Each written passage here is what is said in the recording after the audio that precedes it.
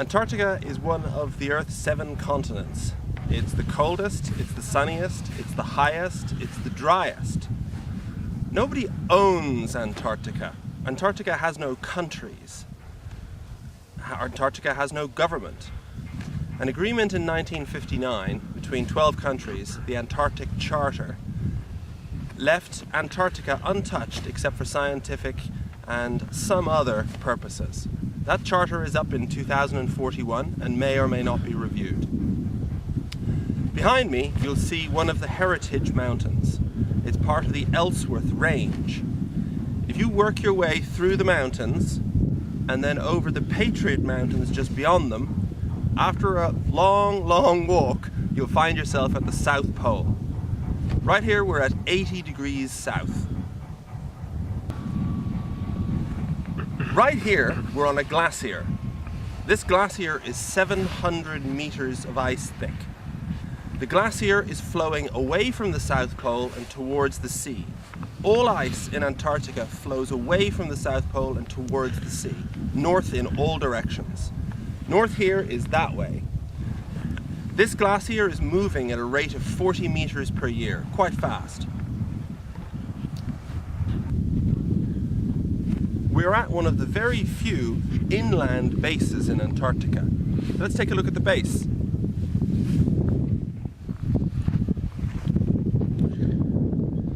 The tents you see are the accommodation for all the people working and visiting here.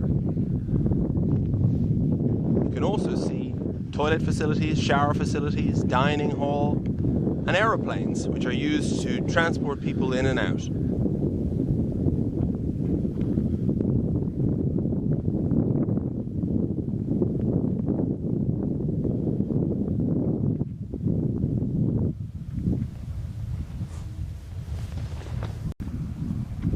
There are about 16 bases in Antarctica. Most of them are at the coast. Some of the bases, such as this one, is inland in Antarctica.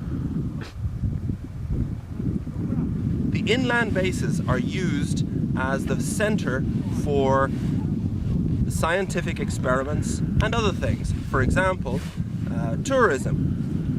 When we talk to the scientists as to why they do tourism down here, what they want is for people to come and see and experience the vastness of Antarctica, so that when the charter comes up for renewal in 2041, there's enough people who know about it and care about it to say that maybe Antarctica should be left the way it is, just for scientific purposes.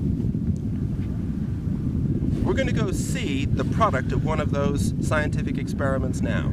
So, we're going to walk along here and go into an ice cave.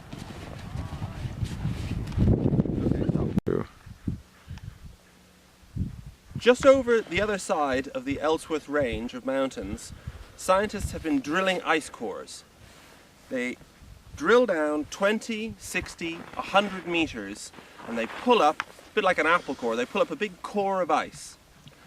And what they want to do is make the ice available to scientists all over the world to test for the level of carbon that's in the ice. Because the carbon in the ice will signify how much carbon was in the atmosphere at that time that snow and ice fell. The ice cores were today brought here and they're being stored in this cave. So we're going to go down and have a look in the cave and we'll see where the ice cores are being stored.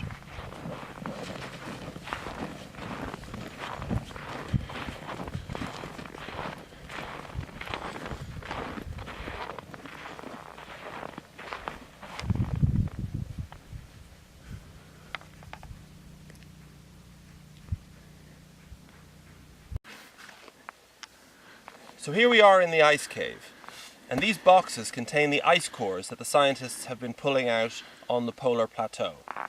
The scientists were working for the Brazilian government, and it's marked all over each of the boxes.